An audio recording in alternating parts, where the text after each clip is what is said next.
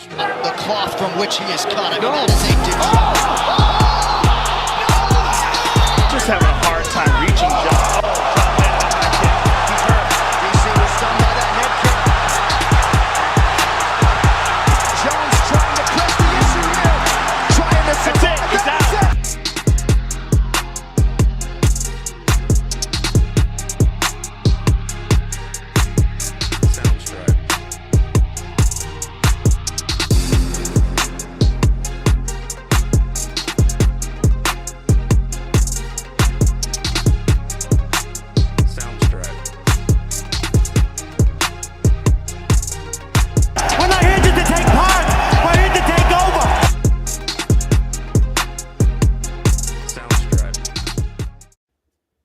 Going on, y'all?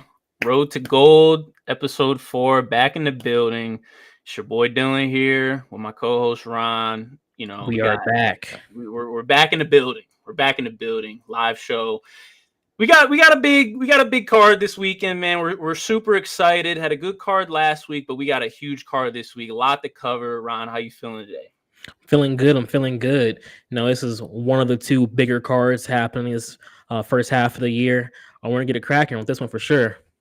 Yeah, I mean, without further ado, man, let's just get into it. Last week we had a good fight night. Rosenstrike versus Gaziv. Jazeer got the dub. Had quite a other few fights with it. Most notably, Umar Nurmagomedov fought Bezkat from Kyrgyzstan. That's where Valentin is from. He got the dub. It was very dominant. It was very emphatic. But he got clipped early. He did get clipped early. It was, you know, all over everywhere. What did you think of that specific instance? Like, how did you react when it happened? And just overall, what did you think of the fight? Look, you know how I feel about the Nurmagomedovs, that whole, you know, what they got going on in the UFC right now. I'm not gonna lie to you. In that moment, I was a big hater. I was thinking yes. In that moment, I literally thought yes, because in that moment, we're showing that they're human. They are human. Don't be afraid of them. Don't run from them. Fight these guys. You can beat them. And then the fight happened in typical Nurmagomedov fashion. It did. It was utter domination. I mean, if I recall, it was 30-20. One judge had it 30-25, which you just don't hear. Then it was 30-26, 30-26. So it was a lot of 10-8s in there. Not much that we didn't expect, but man, seeing him get clipped early, I'm not gonna lie, I was taken aback. I was taken aback, but he got clipped. He immediately secured a single leg, and he dominated the rest of the round. So it's good to know that if he does face adversity, he knows how to respond. Because a lot of, especially with Khabib, we didn't really see him in trouble, damaged, on the mat, anything like that. So we never knew how he did against adversity. We will never know. But it's good to know that he ultimately was able to do that. Yeah, it was the rest of the fight, you know, I was hoping something was going to happen, something was going to turn, you know, just show that these Nurmagomedovs are not all powerful. But you know, they say all you gotta do is just make God bleed, and people will stop believing. That's all they say. That's what they say. And maybe that was the shot to. I don't know. That's all I'm saying. I'm not sure if it was, because a lot of people recognize, you know, the wrestling that he did display. I will say, he called out Corey Sandhagen in his post-fight presser. Corey actually humbly accepted it, and they were scheduled to fight this past August. It got scrapped, but Corey accepted it, and he's willing to fight with that. How do you think that fight goes? Hey, shout out Corey. No, stepping up to the plate, showing that you can beat him. You know, he looks unbeatable. Like all of them, the Islams, Umars, they look theoretically unbeatable. So Corey stepping into the plate, not being afraid. You know, people say they run from them. People are running from them. Well, Corey said, "No, I invite it. Give me the adversity. I will show you that I'm better than it." And I want to say with that kind of confidence, if he trains, knowing what's gonna happen, know what's gonna happen to the fight. If you just train with knowing wrestling, stand up, maybe a couple submissions, besides that, you're better on the feet. I think anything's possible. It's a little closer than I feel like you're thinking on the feet, but Maybe. I think Umar on the feet is elite, but that Elite. Corey is elite as well. And Okay. nobody's gonna give Corey Sandhagen more flowers than me. He's one of the better bantamweights that we have. He, in a different era, he is on his third defense right now. It's bantamweight's absolutely stacked, as we'll see with 299. However, we got another fight. We had Biggie Boy, Jazier Rosenstrike versus Shamil Gaziv. Got him up out of there. What do you He think? did. I really was hoping. Look, I told you, Rosenstrike. I am so, I am out on him. I am out on him. And honestly, whoever faces him, I'm almost on just. Oh, it doesn't matter who. I'm almost on their side. I feel like him being in the mix. He's not championship material. I don't want to see him in the top 8.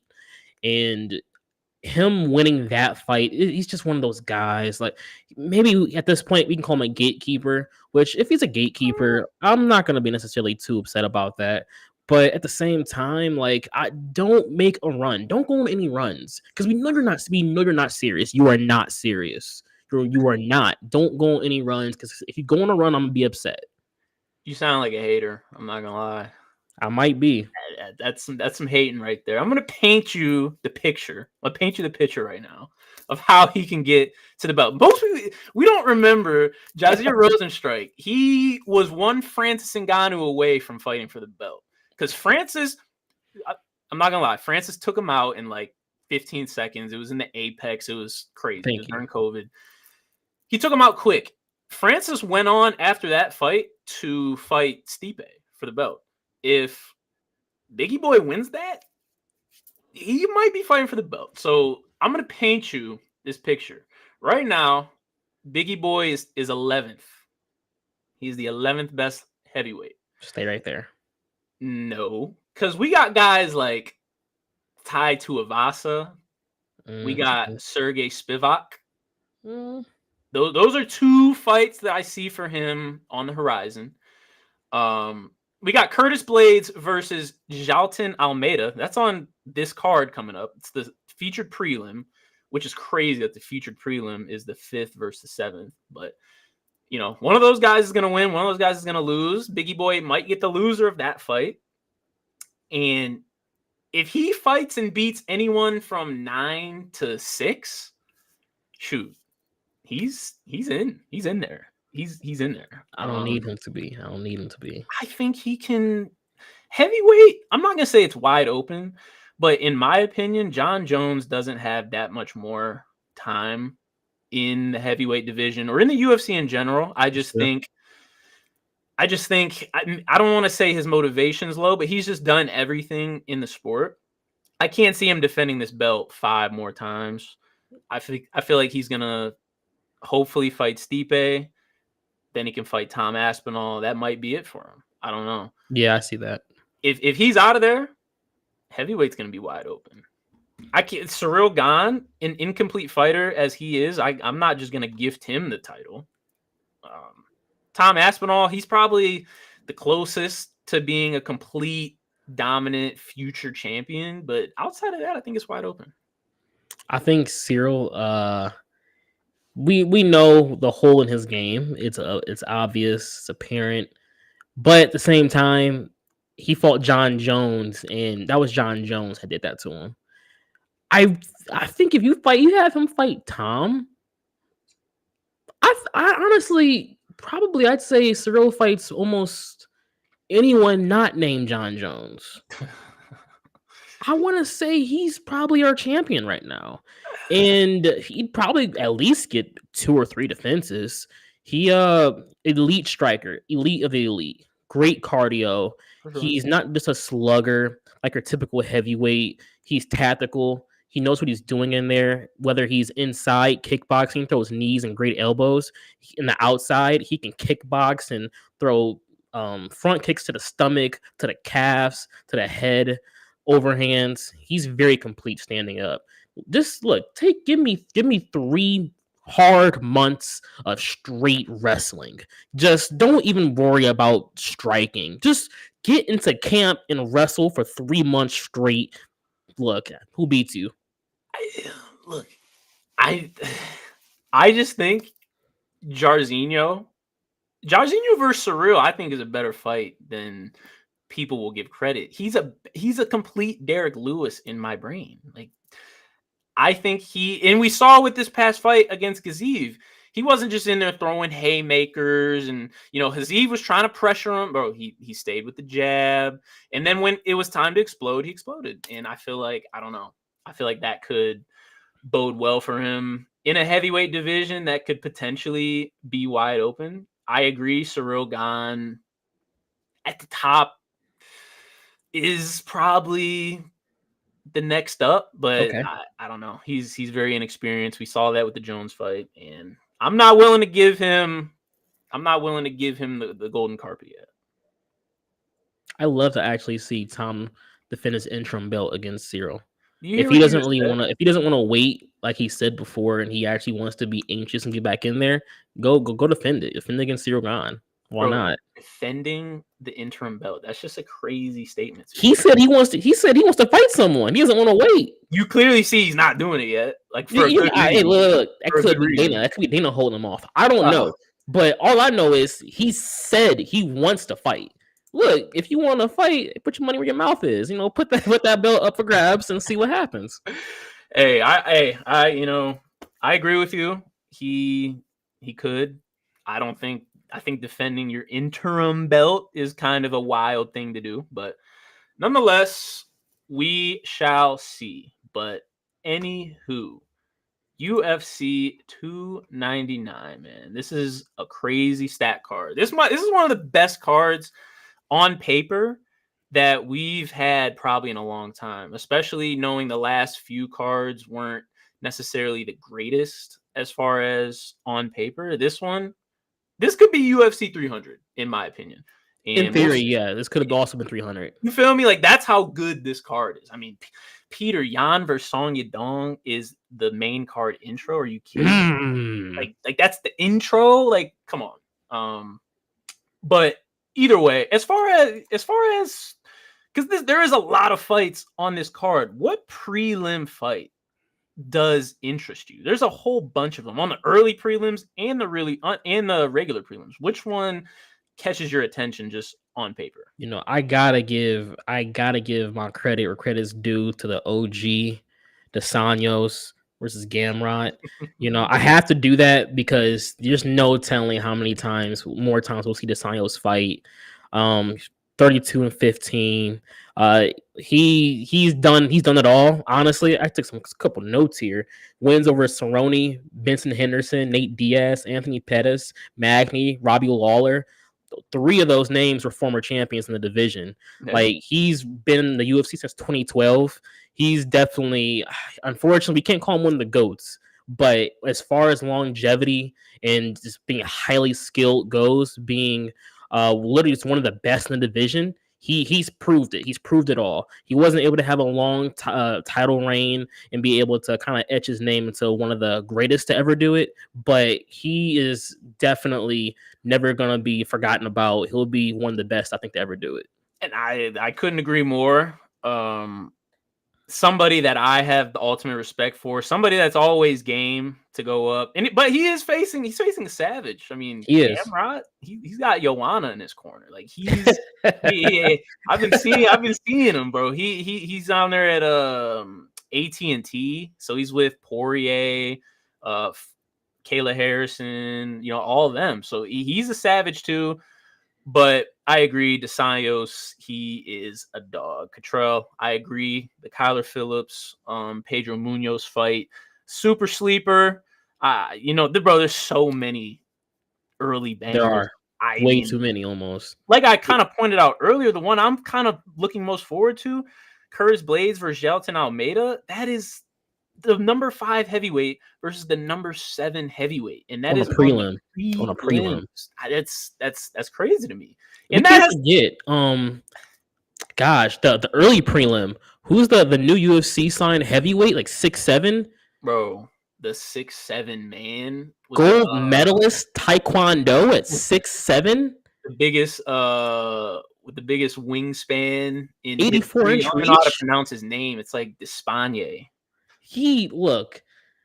That's ridiculous. All his fights, besides his last fight, his last three fights together were like 18 seconds, like Right. together.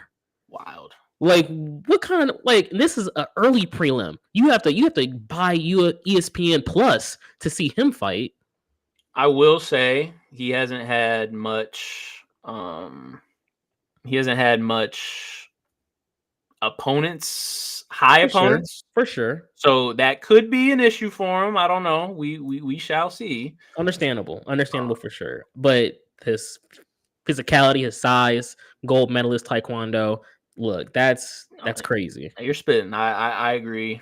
So, like I said, super excited. I'm gonna be 6:30 p.m. This isn't one of those cards where you tap in at 10. This isn't even one of those cards where you tap in at 8. This might be one of those cards you tap in at 6:30. 6:30 as the ESPN Plus link starts. That's what type of card this is. But ultimately, let's get into the main events, man. First fight on the card on the main event: Peter Yan versus Song Yadong. Battle of the Bantams. Should be fireworks. I saw them face off at the prelims. At the press conference, they were both speaking English. It was crazy. First time either of them have spoken English at the press conference. Caught me off guard. I've been hyped ever since to see it. What are your first thoughts on that? Well, Peter Yan, 16-5, 7 wins by KO. He has a very interesting fight style. It as far as striking wise, it resembles a little bit of how Ilya fights, but he come on, dog. Don't relax. I can't say his name. Just keep going. That's crazy. But he's very decent wrestler. Amongst the elite wrestlers, he's not necessarily really great against them, but he can hold his own on the ground. He gets better as the fight goes on. This is gonna be a challenge for Song Yadong. I think also not only that, but I personally believe Yan beat Sean O'Malley.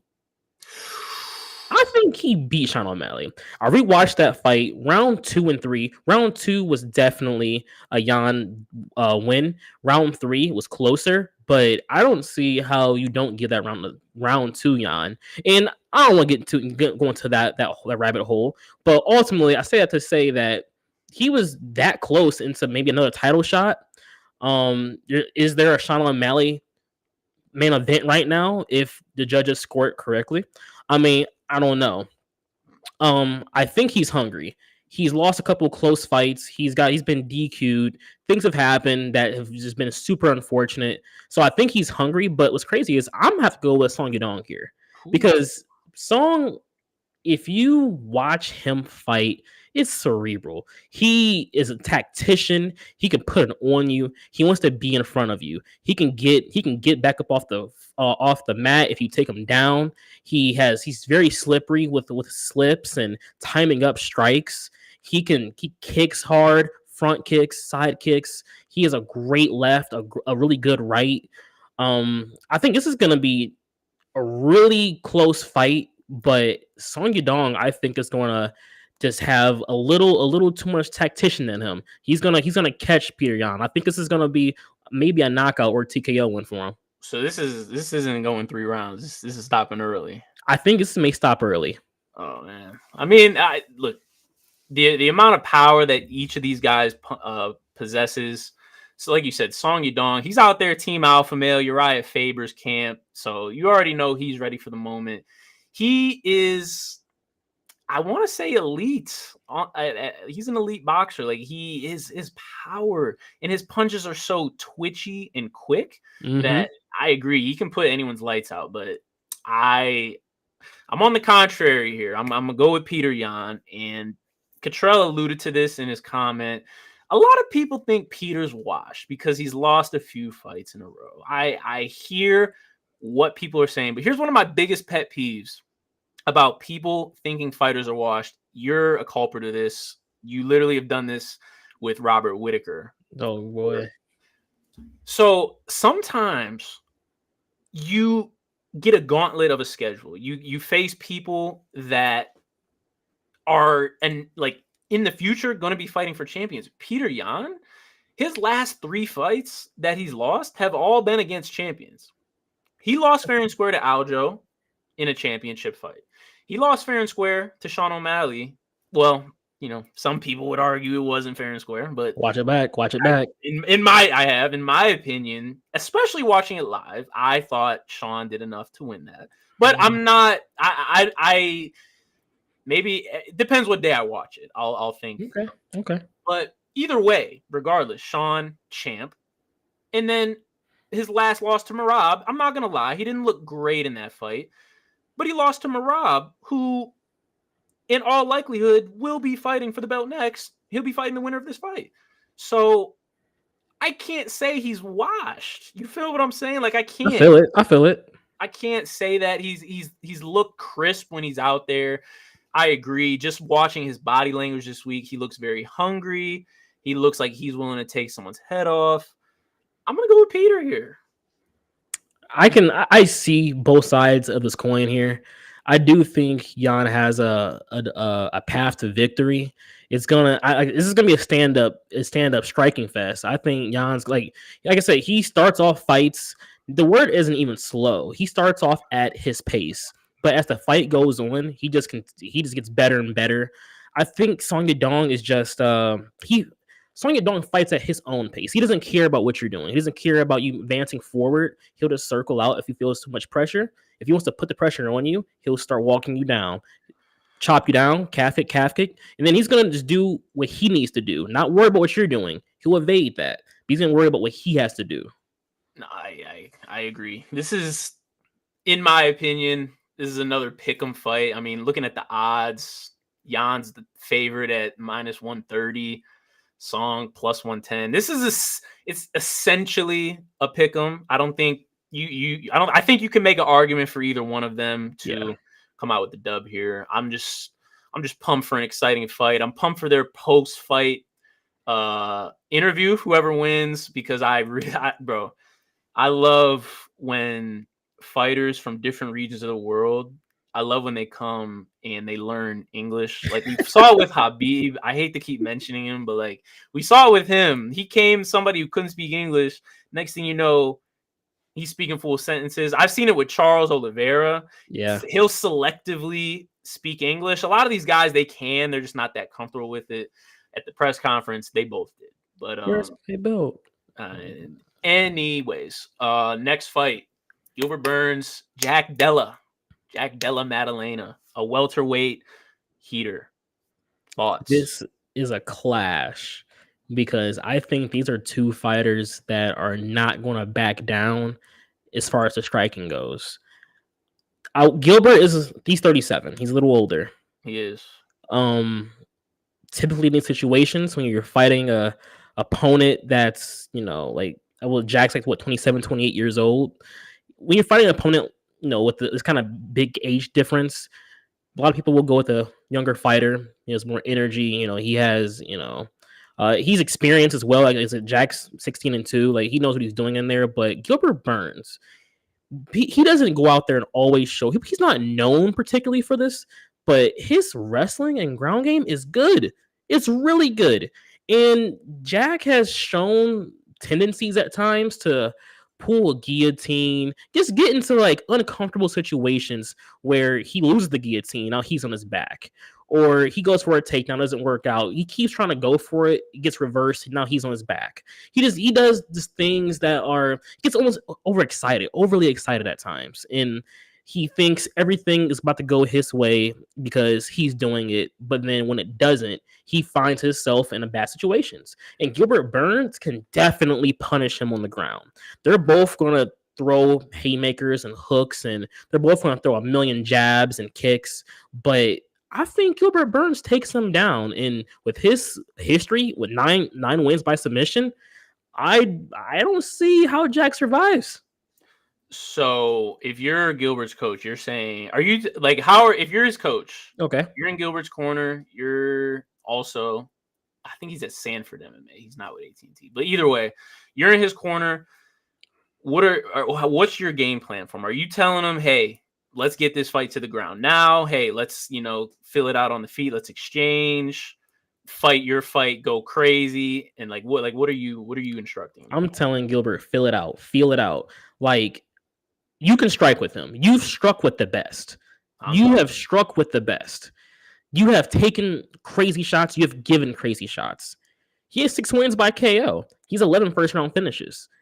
There's nothing about this new kid in the block, Jack, that you need to worry about, or you need to be afraid of, I should say. You walk in there with Jack, jab, hook, body shot, kick, give him a little something. Make him respect your boxing, your kickboxing. Once he gains your respect, mix it up. Maybe round 2, maybe beginning round 2, I'll say probably middle of round 2. Once you've tagged him up a little bit, take him down. Take him down, make him realize the arsenal is deep. The bag is deep. It's deep. Make sure he understands you can do this whenever you want. And then when he's on his back, when you have him there, rain down strikes. If a submission comes available, of course, take it, but rain down strikes. Don't even give a possibility for him to reverse get on top of you and then go crazy. Just do it, fight your fight, give some good strikes, show some good boxing, take down middle of round 2, and then take him out from there. It sounds very good. He sounds very good. You can't sleep on Jack Della. He's a savage, like you said, young guy, 27 years old. Just beat Kevin Holland in last September, who is on the main. Like he's a fight ahead of him. So, and Kevin, we know, is an experienced savage striker. So Jack's he submitted Randy Brown. Like he's got it. And just watching some of his fights, bro, some of the traps he lays, he's an intelligent fighter. He's not just out there brawling or out there trying to land single shot. Like the way he baits and the way he entices people to walk into his right hand is crazy. My heart tells me Gilbert's gonna win this fight. Follow your heart. Gilbert's such a nice guy. He's such a good guy. I love him. Well, I love watching him fight. But Jack, in my mind, my mind's telling me Jack's gonna win this fight, bro. I mean, Gilbert, he just got smoked by Bilal. Like Bilal's my guy. Like, don't get me wrong. Bilal, remember the name? Please remember the name. All right. Okay. We'll talk about that later. Bilal just got him up out of there. I saw Usman put him out with a jab. He's had some sus wins. He against Wonderboy, he didn't look great on the feet. He ended up taking him down and doing that there, but he didn't look great on the feet. He against Hamzat, he did lose, but I will give him credit. He looked pretty good. It was a great fight of the year contender. I don't know if he has it anymore, as you might say, and I hate to keep bringing up the Rob Whittaker type of talk, but is Gilbert washed? Like, I don't know. No, I think that Khamzat, that fight, what was going on in that fight, I think this fight may replicate that fight a lot of ways. Really? Because Jack, he's proven to like you said, he can be technical, he can trap you into something, he can definitely get you off with the right hand, but at the same time, there's definitely a lot of moments where Jack just wants to stand in front of you, back you down, and just throw him. And we've seen Gilbert, he's such a gamer. He'll do that too. And I think it can turn dirty. And that's the thing. If the fight turns dirty, I think that goes into Gilbert Burns, I think. Gilbert wants that. He wants a fight to be nasty, brawl a little bit, a couple takedowns, a couple uppercuts in the clinch, a couple jabs, knees. That's the kind of fight Gilbert needs us to be. And I think Jack is going to bring that to him. And if he does, I don't know if Jack can go in there and show he can be a little more reserved. If he can stay on the outside and trap Gilbert with some of his techniques, some of his just skills. I think it's definitely possible that he very much can win this fight. But Gilbert has that effect on people. He does. I mean, hey, this is another not a pick'em fight, but it's nearly a pick'em fight. I mean, Jack's favored -175, Gilbert's +145. I mean, it doesn't get much closer. You know that we'll be paying very close attention to that. But as we alluded to, Jack has a win over Kevin Holland. Kevin Holland's the next fight on this card. He is facing the newcomer MVP from Bellator, Michael Venom Page. This should be fireworks. On paper, this fight should be fireworks. I mean, we got two guys that are 6'3", lanky, karate savages, switching stances, unorthodox strikes, they jaw. This should be potential fight of the night candidate. Definitely. When you saw this fight first got announced, what was your literal first thought? My first thought was fireworks. We're going to see some techniques done at a high level, a very high level. Two guys that finish fights. They go for knockouts, submissions. They're going to fight their hearts out. I think this fight's going to very much resemble, if anyone remembers, the Anderson Silva, Israel Adesanya, how they were just throwing some of their best techniques. They were ducking, weaving. You know, there was a moment Anderson had Izzy against the cage. He went for a flying knee and he missed, and he pat the cage like, "Hey, it could have been you right here." Like I think it's going to be very, very similar to what that fight looked like. And if that's what we're getting, look. Fireworks all over the place, a lot of woos, a lot of just sparks everywhere. Yeah, I mean, I don't know. Michael Venom Page, man. I don't know how familiar people are with Bellator and these other organizations, but he was over there. I mean, his fighting style, I don't think we've seen a fighting style like this since in Anderson. The way he fights, he's so in there, he's so loose, he's so, his hands are down. He literally, in one of his interviews this week, he said he describes himself as a hands down fighter. Like he fights with his hands down. And I mean, I'm all for it. Could that get him in trouble with a guy like Kevin Holland, though? I guess would be my question. Because Kevin, he talks a lot. He's a motor mouth. He does all this stuff. But at the end of the day, Kevin takes guys like he took Jacare out. Like he's on his stuff. So do you think somebody who is in Bellator doing these things can come into the UFC, the upper echelon, the highest that there is, and get away with some of these things? Is it going to get him in trouble? Or is that what makes him special? Is that what's going to elevate him to the top? It's funny because I definitely seen comments saying people believe Kevin Holland's going to win purely because we've never seen MVP fight in the UFC where the talent is just so above the rest. And there's like part of that's true. Part of that is true. Kevin Holland, especially, who is an elite striker, very great kickboxer. If anyone has seen him versus Thompson, like striking doesn't get any more better than what those two was going in there doing. They weren't going to the ground. If they fight onto the ground, they'd stand back up, dap up, and we're getting back to these hands. Like that's what kind of fighter he is. And MVP, look, if he comes in there with the mindset of he's just another fighter, he can lose. I think this is gonna be a firework. I think this is gonna go either way. I'm gonna go Kevin Holland here because I think he's a little more cleaner, and MVP may be a little overconfident. He may come in there and treat him like he's just another fighter, which, I mean, don't get me wrong. MVP has crazy knockouts. He's dented someone's head, literally crushed their skull a little bit off a flying knee. He has several flying knee victories. He has crazy high kick to the head victories. He has knockouts. He has a great hands. Look, don't get me wrong. He's definitely one of the better strikers we've seen fight, but against someone who is just as, if not more, elite and polished, I don't know if all that's going to happen to a guy like Kevin Holland. And that, I don't know, the hands down may get him in trouble. No, it could. Ugh. I've been leaning. At the end of the day, you got to go with your gut. I've been leaning MVP here. I'm not gonna lie. Okay.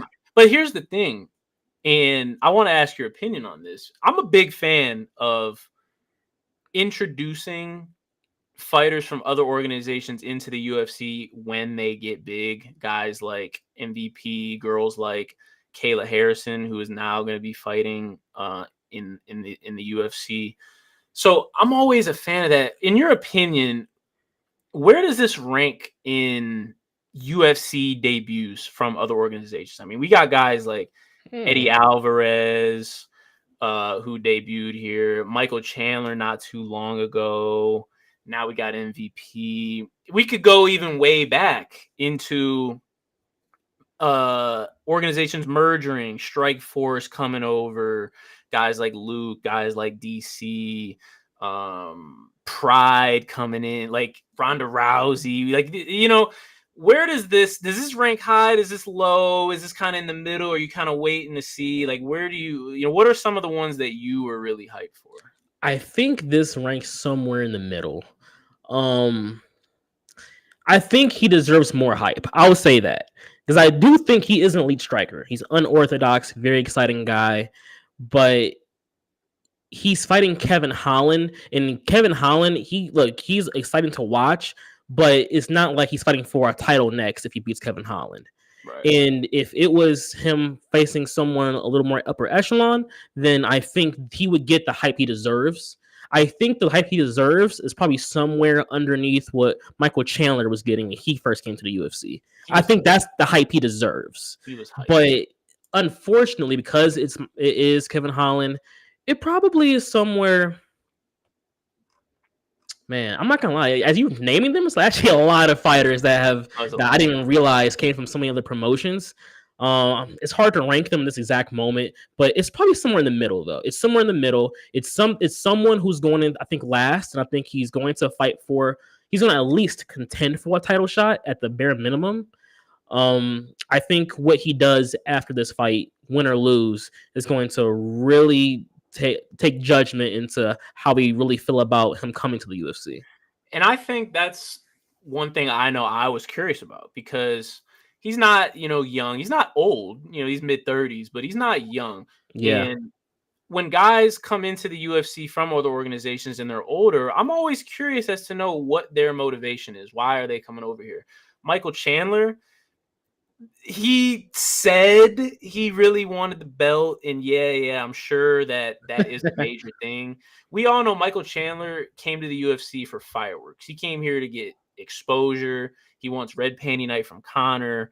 He wants exciting fights with Poirier, Gaethje. Like, he doesn't really necessarily, I don't want to say he doesn't care about the belt, because he fought for it and he obviously still wants it.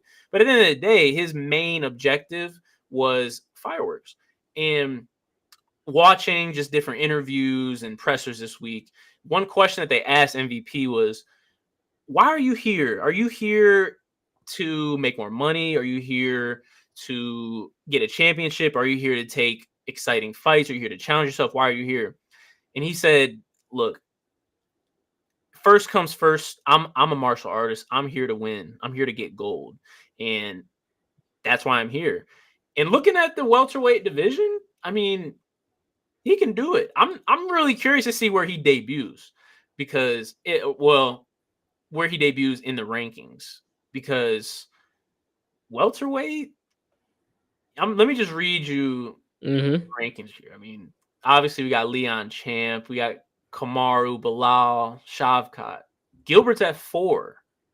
Then we got guys like Colby at 5, Ian Machado. So I'm really curious to know where he'll debut. Where do you think he will debut? I mean, Kevin Holland's 13. So does he take that 13 ranking if he beats Kevin Holland? Or are we factoring in kind of the Michael Chandler effect, where Michael Chandler won and he was top 5? I feel like Dana's a businessman. He knows how exciting MVP is. I feel like this was an exciting fight to get him the exposure that he needs to make that push, but it's going to be on a win-loss situation. If he loses this, I think they probably rank him probably last. He'll probably 15. I think he stays ranked regardless. But if he wins, I feel like Dana's gonna try to jump him to maybe like 8 or 9. Plus, like you said, he's a little bit older. He's not old, but this is the time for him at this exact moment to go for it if he's gonna do that. Right. And if that's the goal, you bring in a new exciting fighter like him, you might as well if he wins this fight, throw him at like 8, 7, 8. But that's the thing. You name some really good fighters there. Who do you put him up against if he was to win against Kevin Holland? And every name you named is an exciting fight for him, and it's not easy. I don't see a path that he just steamrolls his way to a title shot, because everyone you just named pretty much deserves another shot at it, whether it's the next fight or 2 fights later. So it's not going to be an easy road for him, and I hope he knows that. If he's here for gold, I hope so. But like, this is going to be a very interesting situation. He's going to shake things up a bit, I think. No, I agree, and I'm actually very glad you asked that, because I agree, David. This is the perfect stylistic matchup, Kevin Holland versus MVP. Yeah. Who is another perfect stylistic matchup? I mean, I don't know where he is in his mentality. I don't know where he is in his career. He's a little older. He's ranked 8. Stephen Thompson, Wonder Boy. Ooh, okay. Wonder Boy versus MVP. I mean, Stephen's holding a great ranking, which I'm kind of surprised that he's actually still 8. But he's holding a great ranking. If MVP wins this, if I'm Dana, hey, sign me up for Wonder Boy versus MVP. Or Wonder Boy's gonna want to do that because that fight is gonna sell. You know, it might not be a main event. It could be a main event of a fight night. It's gonna sell. It can main event fight night for sure. You hear me? Sign me up for that. And MVP wins that. Now he's fighting top 5. He wins one more fight. He's fighting for the belt. I don't know. That's just me. If I'm Dana, that's what I'm doing. Regardless, it's going to be a great fight. Another close fight with the odds. I mean, MVP's plus 110, Kevin's minus 130. Those are extremely close odds. It's very possible at the first few fights of this card can all be finishes too. No, they could literally they could all be finishes. They could all be first round TKOs. They could be third round. It's pick your poison, man. I'm super excited. Just a side note, because I'm reading the comments here. Cottrell pointed out Francis Ngannou, he's boxing. Anthony Joshua just got knocked out. I haven't seen it. I don't know what happened. I don't know what that is. But what? Since we're talking about other organizations, because Francis does indeed fight for PFL MMA, you know, he is granted more freedom over there to box. Obviously, he had the fight with Tyson Fury where he fought very valiantly. Some had him winning that fight. Yeah. Some had him losing. You know, it was very close. But either way, Francis on top of the world. He is, you know, the best thing since sliced bread. Signs a fight for Anthony Joshua, who is a savage. And I guess he gets knocked out. I mean, I don't even know what to say. What happened? I'm not gonna lie to you. My immediate thought is, does he fight Wilder now? Do you set that up? Like, I know he wanted to come back to mixed martial arts. I get it. I know, but I didn't think it was gonna be a knockout win. We know he is one of the most vicious knockout artists we've ever seen. It doesn't matter what sport you're watching. He has the record for the hardest punch to be thrown. He's a tank, and he's a good strike. He's not just throwing haymakers. He used to. Don't get me wrong. He used to. But he's gotten better with that. He's gotten a lot better. He knows what he's picking his shots. He's seeing his moments, seeing his counters. I mean, it's shocking. It's crazy the fact that he even against a boxer, box like this, not no like, you know, UFC, a boxer. I don't know. This is crazy. I don't know. I'm lost for words, actually. Yeah, that's exactly what I was thinking. If I'm in his camp Hey, get Francis back in the octagon. Get him in the octagon, please. Not even just for me being selfish, because Francis is arguably the best heavyweight alive right now. That's just, it's arguable, but he is, if not the second best heavyweight on the planet right now in MMA. Please get him back in the octagon. He has a fight essentially scheduled with Ferreira in the PFL. Let's get that going, because I don't like seeing I don't like seeing Francis get knocked out. I guess, does this hurt him in MMA? No, actually, I was about to ask you a question. He has a very close fight with Tyson Fury. He wins this by knockout. Let's say if the odds showed it, probably he retains his title. Title? No, he's not a title in the PFL, does he? No. He has a good fight against Ferreira. He's done everything in the UFC you can possibly imagine. And then he fights Dante in a boxing match. Is he putting up one of the best mixed martial arts heavyweight careers we've ever seen? Oh yeah, for sure. I mean, if everything was to go his way, I would agree. I would love. I don't see how it ever gets to Francis coming back to the UFC. Just knowing Dana White and how those negotiations went, I would love to see him back in the UFC to really solidify his legacy. But one thing I have realized, you don't really need that, especially in heavyweight, because Fedor is considered to be the greatest heavyweight MMA fighter of all time. And he was never signed to the UFC. He did all of his things overseas. And he's widely considered to be the greatest. So you don't necessarily need that. And if he can, he has to bounce back from this. This really hurts. I'm not gonna lie. I was rooting for France. I want him to be the greatest. This does hurt. But he definitely can come back from this. People get knocked out. It's the nature of the beast. There's only a few people who have never been knocked out or lost. So I think he can come back from this, get back into the PFL.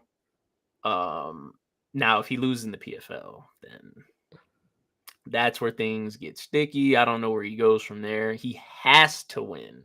There's a lot of money being made by him right now. Oh, yeah. At the end of the day, at the literal end of the day, he's getting bags. He's older, too. I forgot. He is older. He is. He is a little older. But he's getting bags. He's getting paid. His people are taken care of. He's living his dream. He's been able to professionally box. He dared to be great, which is something that people always talk about. It's not easy being a full-time MMA fighter and then going into boxing, let alone to do what he's doing. And he's not just going over there and Jake Pauling it up. He's going over there and fighting the top dogs. He fought the greatest, I shouldn't say the greatest heavyweight alive right now in Tyson. Yeah. And took him to the ropes. Debatably won. You feel me? Anthony Joshua is somebody who they've been talking about is right on that border of being the greatest heavyweight alive right now. So he dared to be great, did not pay off right now. I guess we'll see what happens with him. But ultimately, none of our concern. It's not in the UFC. It's not for us right now. We got UFC 299 coming up. And this is the fight. These are the two fights I've been looking forward to the most, as far as discussing, as far as watching, because we're in store for some fireworks. We've had fireworks these first three fights. They've been close fights. We've gotten some TKOs. We've gotten it. Now we're getting to the true savages. Dustin Poirier, Benoit Saint Denis. Younger versus older. Some call him a gatekeeper in Poirier. Benoit Saint Denis is a young, hungry bull trying to reach the top. Dustin's number 3. Benoit's number 12. This is just a fight that I did not think would get accepted, and I didn't think would get made. hearing Dustin's motivation behind this fight, I understand why he accepted it. He wants to prove to himself that he can still do it. When Dustin was younger, I don't know if people remember, but he was a young buck trying to break into the top 10, and Eddie Alvarez gave him a chance, so he's trying to pay it back. So I'm very interested to see how this fight plays out. What are your first thoughts on it?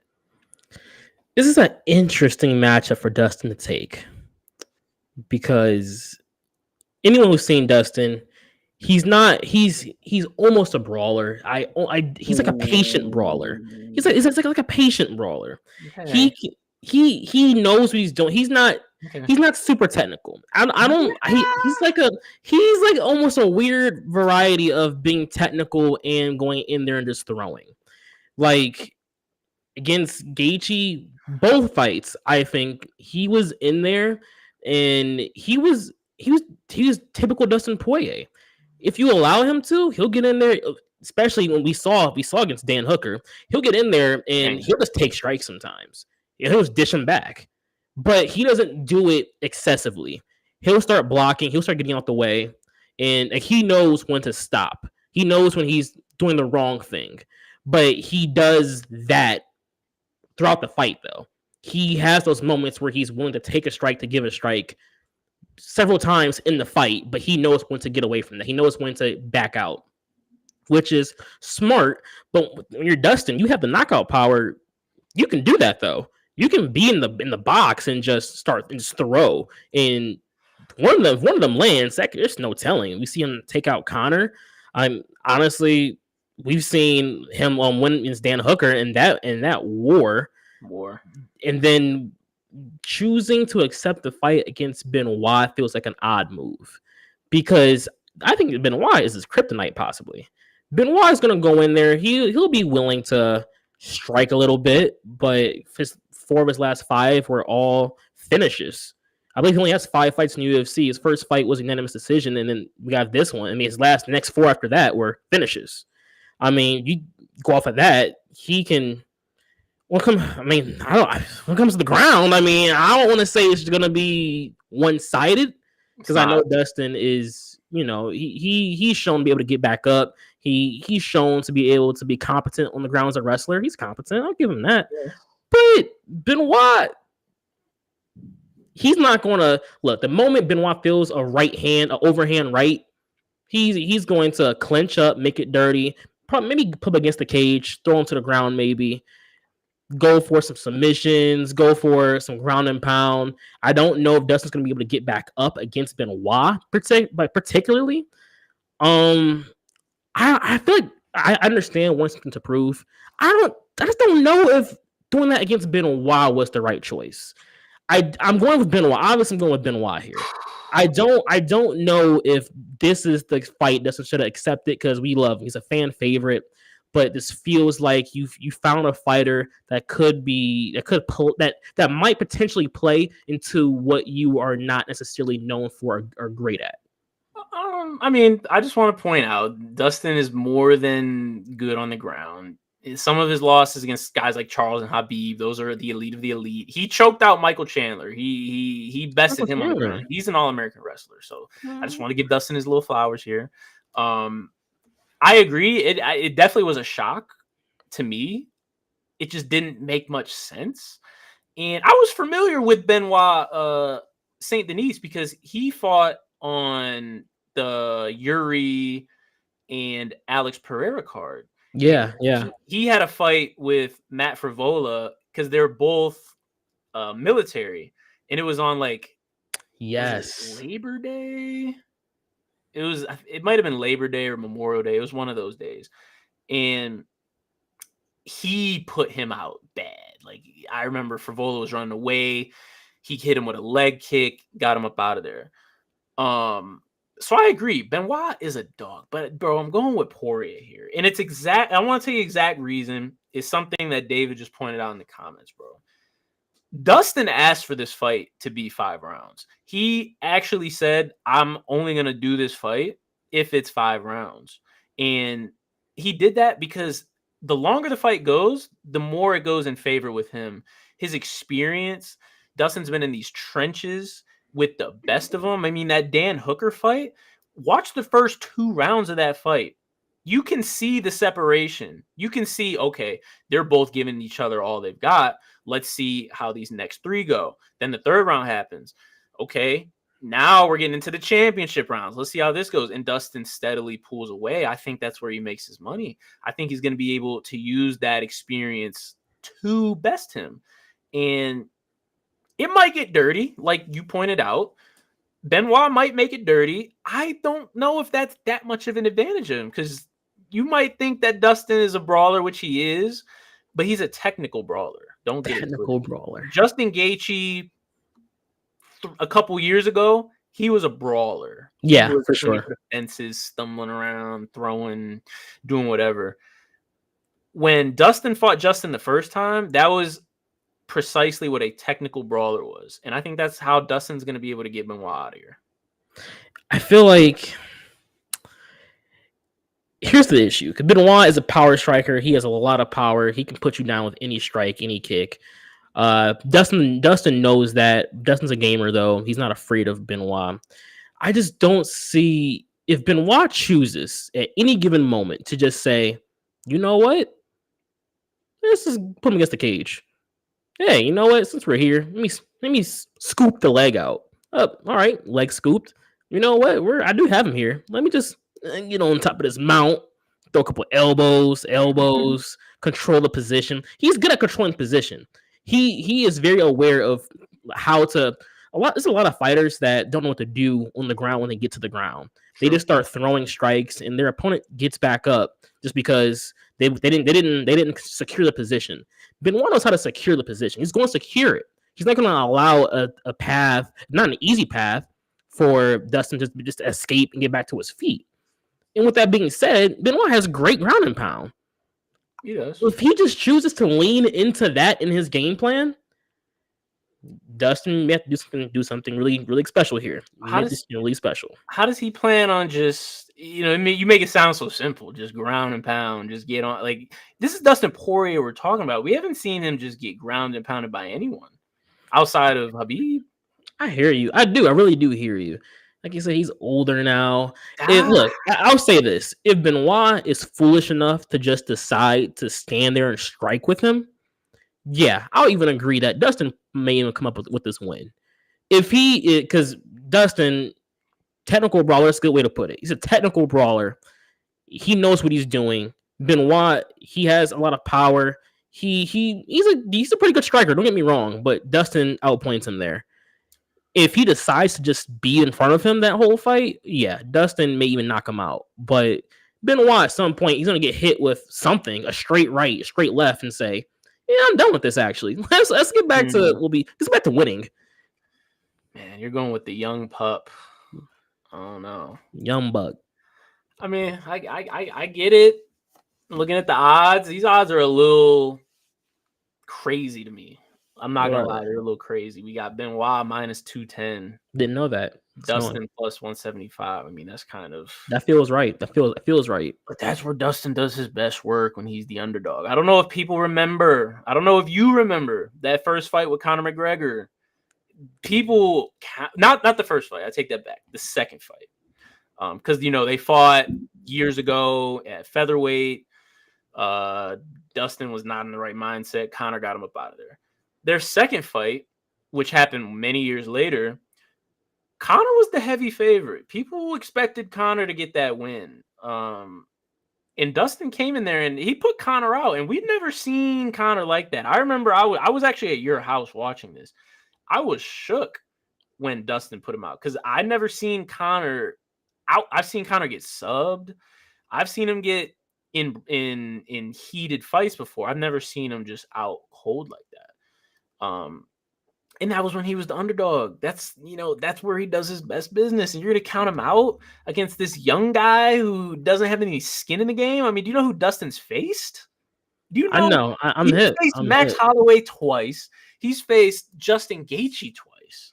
Conor McGregor, I guess 3 times. Not really, but he's faced Conor 3 times. He's faced Eddie Alvarez, like Khabib. He's faced the best that we've seen. You want to say Charles? He's faced Charles. Okay. He had Charles on the ropes. You know, he got caught. It happens. Shout out to my guy. Charles, you know, he's top of the division too. That's just another guy. He's faced the best of the best, and the young guy, he does have the juice to get him up out of there. I just don't know if he will. That's all I'm saying. Fight smart. Benoit, same thing is fight smart. I don't have an issue with you striking. I don't have an issue with you wanting to go back and forth with Dustin. But at the end of the day, when the going gets tough, the tough takes him down in ground and pounds. I mean, I guess we'll see. Again, I don't think it'll be just as easy as you're making it seem, but I guess time will tell. Now, for the main event of the evening, something that we've all been looking forward to. It's a rematch. It's already happened, although one of the contestants, one of the fighters says it did not happen. It did not end in a win. We got Sean O'Malley versus Cheeto Vera. This should be, I don't know what this one should be. I've been kind of thinking, is this going to be fireworks? Is this going to be a technical battle? Is this going to be a snooze fest? I don't know. What do you think? High level technical battle here. If you watch Marlon, he has a tendency to start off slow, but that's just him getting his reads. He wants to see what you want to do with him, and then he makes his proper adjustments. Sean is used to having to play the rabbit a little bit, having to be the one circling, backing up some, not trying to get taken down, things of that nature. But he's at his best moving forward or moving backwards. No matter where he decides to go with the fight, or no matter how he wants to go about his techniques, he always is credible for a flash knockout in any moment.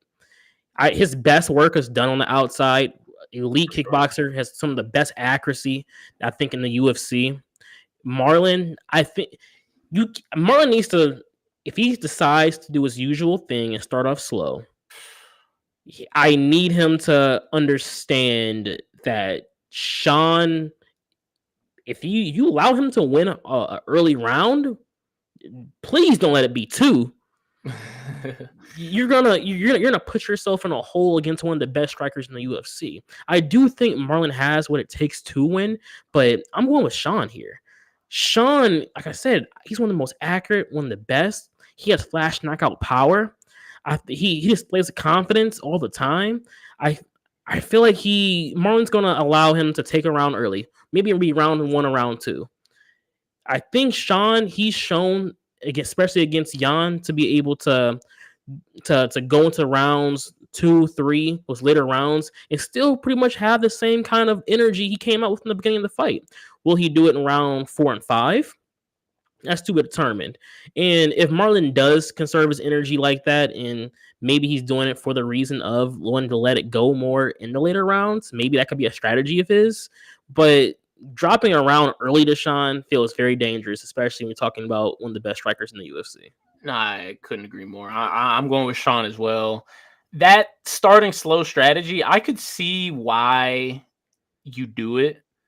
I feel like Anderson used to do that, and maybe not to this extent, but he would collect data.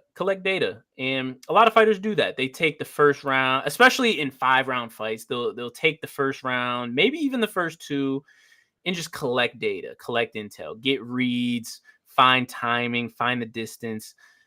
But you can only do that when you're supremely confident. You have to be to give away rounds in the UFC against the best of the best. You got to be supremely confident, and it's worked for him before. I mean, he fought guys like Dominic Cruz, where he started off very slow, lost probably the first 2-3 rounds, ended up getting a head kick knockout. I mean, he can prove that he's done it.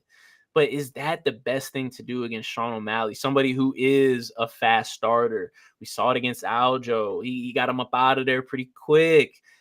I don't know if it's gonna work if he does that. But what about the first fight? We can't ignore that. Do we give any thought to the first fight? Does that come into play here? It shouldn't at all. It should Really? not at all. I think that shouldn't be a totally forgotten fight. We should not consider what happened in that fight in any way. Maybe if you want to look at the first minute or two Yeah. and just see maybe how they wanted to go about their game plans initially, maybe you can probably want to look at that for reference to how they want to decide to come out into this fight. But especially when a fight ends in that fashion, you have to. What data am I going to really collect there? What am I supposed to consider? Sean, it's unfortunate if you ask me. I mean, some people consider it. I'm not going to go down that route right now. Actually, I want to say between Sean losing that fight in that fashion, it shouldn't be considered. It shouldn't be considered. I think this should be a whole new slate, whole new table. Come into this fight with just a whole new like mind state of what you both want to do. That shouldn't be film either one looks at, and then go from there. I mean, I partially agree. The fight obviously did not pan out. I do think it was a loss. I mean, Sean keeps saying Was it a nerve? Was it a nerve? Yeah, it was the peroneal nerve. That's what it was. It's like I don't know exactly where it's at. I feel like it's on either the outside of the knee or somewhere in that region. And essentially, Cheeto kicked it with his toe. Like his toe pinpointed the nerve, which caused him drop foot, which is where your foot is essentially dead. So he would go to step and his foot would just buckle. That's why watching, I kind of thought, oh, maybe he broke his foot. Maybe he broke his ankle. Maybe he sprained his ankle. I'm not really sure what's going on. But he just couldn't feel it and he couldn't step. And nobody, regardless, if anybody ever tells you that they specifically hit that nerve on purpose, they're lying to you. You can't for sure. You can't just hit that nerve. You get credit for doing it. Like Cheeto, that's a dub for Cheeto. I don't. There's no. It shouldn't be counted. Like no, that's a dub for him. Don't get me wrong. Literally a dub. It's literally a dub. Yes. I can't even say it's fluke. I can't even say that because he threw a kick and it landed and it caused that. Now, as far as my question, I agree with you. If I'm Cheeto, I'm throwing that fight completely out. I won that fight. But I won because of his drop foot. Like I can't associate with that. If I'm Sean, I'm putting the result of that fight out, but that data that I collected beforehand, I'm definitely taking that. How did the range feel? How were Cheeto's kicks outside of that one? Sean was landing some good kicks on him. I think the distance here is going to be very good for Sean, especially early on, because in those first 3 rounds, we know Cheeto starts slow. If Sean can pick him apart from a distance, that's going to serve him well because we'll come round 3, round 4, when Cheeto's like, oh, I need some urgency. I need to turn up. That's where Sean's going to catch him. One of the worst things Marlon does that bothers me is when he's starting off slow, he has a sense of pressure, though. He almost chooses to stand in front of you and not throw. Like he's not necessarily throwing stuff. He's not trying to throw a jab. He's just being in front of you, with just to collect that data to see what you do. How do you attack him? And a guy like Sean, where if you're gonna do that, you can't be inside of his range because his reach and his length is going to help him too much. So you got to stay on the outside if you're going to be in front of him. And then that's where he does his best work at. So, like, if you're going to start off slow and in front of him, you're going to be literally allowing Sean to find his range, find his counters, find his best techniques while you're collecting data. The data Sean collects might be at that point a little more valuable if he's finding these strikes so much earlier than you are. You're still trying to figure out what Sean's trying to do to you. They haven't picked up a counter yet, haven't tried any kind of counters yet, haven't tried to see what kind of aggression may work with Sean yet. And Sean's getting his off. I don't know, man. Marlon, I really hope he doesn't come off that way. Dropping around early is just almost giving it up I don't know, man. Sean may just pick you apart. I'm not. If I'm Cheeto, I'm saying, hey, this is the championship, man. I worked so hard to get here. He's had an up and down career. He's finally made it here. I'd rather almost go out on my shield than just conceding different rounds and then trying to get it going late. I'd rather him start too fast than to start too slow. All this to say, though, Marlon is a really good striker, really good boxer. elite. He does have what it takes to knock out almost any opponent, whether it be kick. He loves the front kick to the face. It'll be harder against Sean to use that, but between like body kicks, leg kicks, overhands, hooks, he does have the tools. We're questioning his pace. We're questioning his tempo. If he comes out with the right tempo, this fight can go almost either way. But if he chooses to have his typical Cheeto fight, that's where things are gonna get a little dangerous for him. Which I don't think, because bro, in the interviews on Instagram, everywhere I've been seeing, everybody knows he starts slow. I mean, me and you are sitting here talking about him starting slow. You don't think he knows that? Like he has to know that. Like he has to know I can't start slow. I don't want to start like just, fast and coming out throwing crazy and doing things like that. But don't just collect the data for 3 rounds. Make it dirty. That's what you got to do against the Sean O'Malley. You got to make true. It dirty. Yes.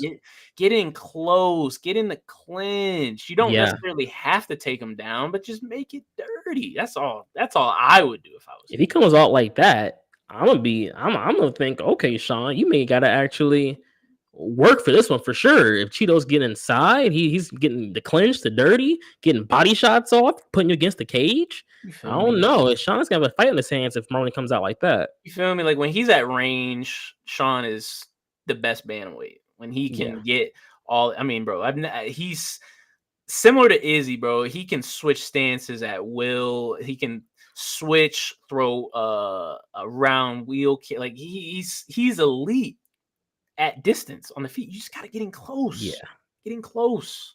But I mean, I don't know. We will see. That's going to be should be.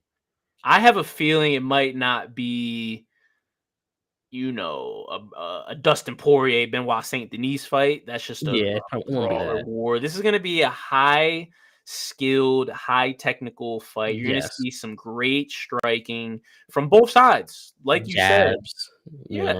Feelers. Like you said, we don't want to make it seem as if Cheeto can't strike. I mean, he's one of the best strikers in that division, and the stats will prove that.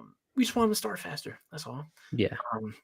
But nonetheless, I mean, it should be a heater fight. The odds, I mean, they're not like the greatest. They're not the worst. Sean's minus 260. Cheeto's plus 210. Speaking of odds, you got some plays of the week. What's your play of the week? Song Yadong. He's only plus 114. Not my typical. I'm usually around trying to get you guys some money, plus 2 something. But Song Yadong, I look. I think against a Peter Yan, I think this is a coming out fight for him. This is the fight to put him on the map and show everybody he's serious. If he understands that and fights like it, this could be surprising. Maybe, I don't know. Maybe put a couple extra dollars down. Maybe put an extra $1 down on that by knockout. I don't know. I'm just saying, Okay. I mean, Songy, that's not. I put money behind him. I literally personally wouldn't, because I'm Team Peter. But just knowing Song's fight style and how he fights, that's somebody I definitely could get behind. However, I will not be getting behind him. I actually put together a little parlay this week. If I had to put together a main event parlay, a main card parlay, I'm going with Peter Yan. He's minus 130-ish. I'm going with Peter Yan to start it off. I'm going with Jack Della, minus 175. 2, I think, should be solid wins. I'm taking Dustin Poirier, bro. He's the underdog. I think that's. I I don't want get to say you'd be printing money by betting on him, but if there's a dog, if you bet on any underdog this card, it better be Dustin Poirier I because get it. that's at one plus 175. Dustin Poirier, I'm taking him every time. And Sean O'Malley, I mean, I think like we talked about, I think the range and the way he starts fights, I think it's going to be too much for him for Cheeto. That's where I would go, but we'll see how that plays out. Now, finally, favorite segment of the day, debate of the day. This guy. This should be a good one. This should be a good one. We talked in the first episode. We talked about our GOAT list. We had, some minor disagreements, but we can almost all agree John Jones is on there. Anderson Silva is on there. 99.9% of the world would say George St. Pierre is on there. That fourth spot gets a little dicey. Who's in your fourth spot? I said Jose Aldo, man. Put respect on that man's name. That's something I can't get around. I can't agree with that. There's some other dogs that need to be on that list. Before you guys ask, no, I'm not putting Khabib there. Not putting him in the fourth spot. That's not me. I'm going to tell you who I'm going to put, but first I want to hear why he put Jose Aldo at 4. Well, it's funny because you told me once upon a time earlier that if Khabib's not there, Jose can't be there. And it isn't for you to, vouch for Khabib or anything like that, but that was an incredibly crazy statement. It wasn't that crazy. And let me tell you why.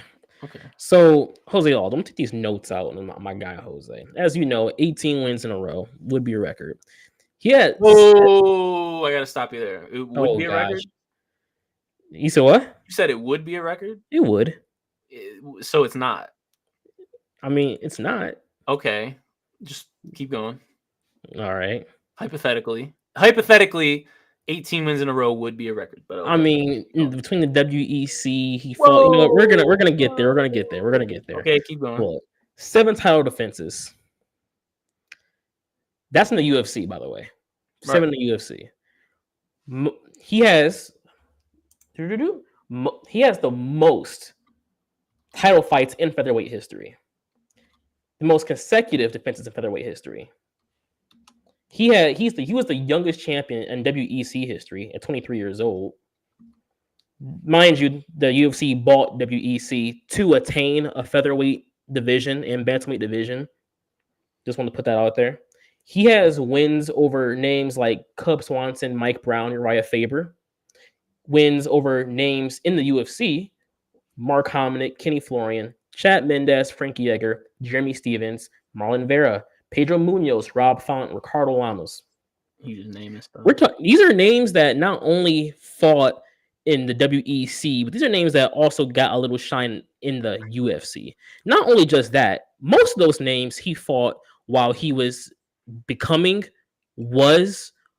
or maybe 2 of those names were after he became a champion. So those were all title contenders and defenders.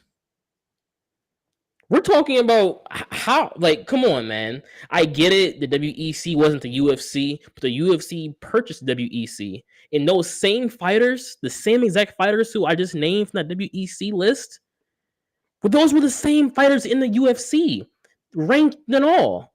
Some of the best to ever put gloves on at times. And we're going to just discard it just because it was the WEC at the time?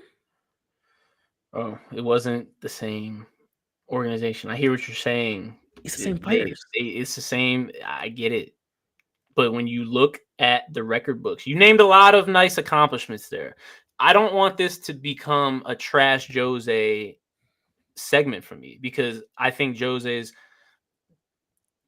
the featherweight GOAT right now, especially right now. I do think he is the featherweight GOAT. I think he's one of the most accomplished fighters. I have him probably at 5th or 6th or probably like around there. So I don't want it to become a trash Jose, but he doesn't have anything on Demetrius, bro. That's who's my fourth. You named a lot of good things. You named a lot of fighters. You named a lot of this, a lot of that, a lot of would-be records. He doesn't have I could argue, one of the most important records in the UFC, and that's successful title defenses, especially consecutive. Demetrius tied John for 11. And I mean, John had, whatever off the field issues, but on paper, 11 of them. We haven't seen, he ruled the division. I forget the specific number, but he ruled it for so many days. I mean, 13 title fights in flyweight. And I mean, he could be still going now. I'm not going to lie. We got the whole Ben Askren trade. I mean, we don't even need to get into that. But I don't know. I can't look at Demetrius's accomplishments and say that Jose's are better. I don't want to say his are better, but when you look at they both have longevity. Let's start there. But Jose was doing this since he was like 22, 21 years old. His last fight was less than a year ago. He's fighting in the UFC all this time. Look, Demetrius Johnson, you're right. He's definitely amongst one of those names. But he spent the last 3 years fighting. What is it in one? He's in one. He's in one. Hey, shout out to one. Not the UFC though. If he continued his reign in the UFC, if he was to be able to eclipse more of those names, collect some of those gems, I would get it. Which I do get it. You can definitely have him in a GOAT list. He can be in someone's GOAT list. I get it. I understand.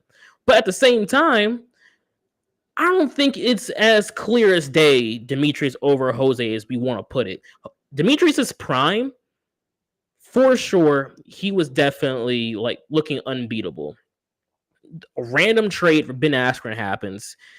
It took the wind out of his sails for me a little bit. Because who is he fighting? Who is he fighting now? Nice. He's not fighting these animals. Jose is 36 years old, 37 years old, and they're boxing with the best still. Nah, he's retired now. So you're right. He's retired now. Okay. But he was 36, 37 years old, boxing with the best, doing what he can to show that he's still him. And he was. He was still him. I feel like once he went down to bantamweight, he was not him. He wasn't himself, I should say. That fight he had, and again, I'm not here to bash Jose. I'm not here to put him down. I'm not here to talk about fighters once they get old because, it happens. We've seen it with some of the best. But he didn't have the greatest time down there at bantamweight. I will say, looking at his bantamweight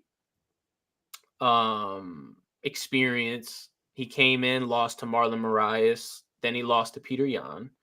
Went on a 3-fight win streak, beat Cheeto in 2020. He's fighting for the belt now, so that's a good win. Beat Pedro, beat Rob Font. Fantastic. Lost to Merab. So up and down in bantamweight. That should be, but he has some losses too. He's 3-3 at bantamweight. In my opinion, that's the equivalent of Demetrius in one. It should be thrown out. It shouldn't even be. Chad, I need you to give me the answer to that question right now. Is him 3-3 against some of the best fighters in the UFC fighting for championships on this exact card the same as Demetrius fighting in one? But I'm saying you don't get credit for losing. I guess that's my point. Just because you're fighting better people, you don't get credit for losing. I feel you're fighting good people. Sure, you could put me in there. You could put me in there against some UFC fighters, and I'm gonna lose. Do I get credit for fighting them? Sure. You get a participation trophy, but you don't get credit for that. You don't get credit, but you put up a fight. Getting Merab is one thing, but he was in there. It wasn't like people were just rolling over him. He got bashed by Peter Yan. I remember specifically watching that fight, and I was like, "Ref, can you please stop this? Like, he's a legend. We don't need to see him go out like this." And he got TKO'd, so eventually they stopped it. So I like he had success. He hasn't, Mighty Mouse, he could win 10 fights over in one. I don't think that should matter either because you're fighting inferior competition. So that's why I think both should be not really, they're both participation trophies in my opinion. I don't know. Like when you're like you say he was able to win 2 or 3 in a row. Like this is an old, like I remember watching him in that time thinking this is an old man and they're fighting these, like not old, but he has a lot of fight miles. He was not only up in age, but a lot of fight miles. And this is a man in there, like I don't know if I want to keep watching this. And as you said, he's beating Rob Font in them. Like he's actually like showing he can still do this at his age. And like guys, we all knew. Come on, let's be honest, we all knew he wasn't going to be a champion at this point. His heyday was definitely behind him already. But he's showing in bantamweight he can still fight amongst an elite level. Yes, he lost to, he lost to. Rob Font's not elite. Rob Font is a contender. He was a contender. Could Rob win the belt today? No. Could Pedro Munoz win the belt today? Those fights didn't happen today. It doesn't matter. But I'm just saying, you're talking about against elite, and it's like, no, not everybody was elite. Those were contenders. Those were contenders. I mean, those were ranked contenders. I don't know if contenders are elite, is my question. But these contenders we're talking about were amongst the best at the time. At the time, they're amongst the best. Just don't know if I'm going to call that elite. I guess. Look, dog, I feel like you're trying to disrespect my dog Jose a little bit. Really not. If disrespect is saying somebody is a top 5, top 6 all-timer, then sure, I'm disrespectful. I don't personally think that is disrespect. I just think Mighty Mouse is more qualified for that position, especially considering it wasn't his fault he got traded. He could come back today and fight in the UFC and be a champion. He could do that today. He's still fighting. He's still active. I don't know how many more he has just because he's over there and won, but he could come over here and extend it today. But, the whole Dana White experience, all that, it's out of our hands. I guess that's all I'm saying. I hear you. I do hear you. But bring this back to the top real quick. After saying all of that, to say if Khabib doesn't do it, Aldo isn't in there either, is insanity. Not specifically. I guess that was more so. It was a stretch, and here's how I was stretching it is because the main critique in from what I've seen of Khabib and why he can't be in the GOAT competition is because of the lack of title defenses that he has. If you look, title defenses is arguably the biggest metric in UFC as far as legacy, as far as being a champion. Yeah. And he doesn't have the title defenses. So if somebody's going to argue to me and say, this is, the reason Khabib shouldn't be in the GOAT, he only has like 3 title defenses. Guys like John Jones, guys like Anderson, guys like GSP, they have so many. Well, okay. I agree. If you're taking Khabib out because of his title defenses, then you got to take Jose out too, because Mighty Mouse has more. He has 11 succeeding each other. Like he has 11 in a row. It's the record. He has 7. Which is, hey, that is elite. That is elite. You get 7 title defenses, that's elite. Do not get me wrong. But he got 11, man. And that was my point with the Khabib situation, trying to compare him. I understand. In retrospect, actually, I'm not ready to give Jose over Khabib either. So. Okay, that's just bias, though. That's bias. That one's bias. I'm not gonna argue that one. But the Mighty Mouse one, 11 successful. That's all I'm saying. 18 fights in a row, man. Against UFC talent, no matter where they were. UFC talent. WEC talent. UFC talent. I mean, hey, if this was a WEC, if this was an MMA talk, maybe we're having a different conversation. But I hear you. I respect it. Both of them are dogs. Some of the best we've ever seen. I hope we keep getting to see Mighty Mouse maybe come back to the UFC. I don't know. That'd be cool. But we'll see. We'll leave it there. Great episode, man. I'm pumped for this card tomorrow. Oh yeah, I'm locked. Should be fantastic. Probably gonna get some Wingstop, maybe some Five Guys. Really what you getting on? What's the order? What's the order at Wingstop? Oh, I mean, shoot. I'll say this. I'm a lemon pepper guy through and through. There you go. I'm lemon pepper through and through. Lately, I've been experimenting. I'll get the 15 deal. I'll get 15 wings. I've been getting 12 lemon pepper, and those 3 I've kind of been circulating. I've been trying some. You're funny. You're funny. I've tried the Cajun. Shout out to Jordan Nobles. Told me to try the Cajun. They were fire. Louisiana rub, garlic parm. I've been trying some stuff out, man, with those 3, but the bulk of it's gonna be lemon pepper. My dog has somebody working behind the grill making sauce for 3 wings. That's crazy. Hey, I'm paying for it. I'm gonna get what I want. I'm paying for it. I feel you. Did I pay you? So I'm gonna do that tomorrow. I'm looking forward to it. Should be a great time, man. Anything else for the fans? Another particular shout out to my dog Cottrell, Real Recognize Real. If y'all are locked into some scouting, some football, some off season, definitely go check out his show. I believe it's on Saturdays, right? Yep, Saturday at 2:00. Saturdays 2:00. Go peep that. It's definitely one of the. He knows what he's talking about. He watches a lot of film. He's been doing evaluations on players for a long time now. Definitely worth the watch. I'm excited to tune in as well. I think last week he did Marvin Harrison Jr. was a great episode. Guess you'll have to tune in this week to see who he has up. Again, this is Dylan and Ron, Road to Gold, episode 4. Appreciate you joining us. Oh, I'm sorry. See, look at Signing off, man. We'll talk to y'all later.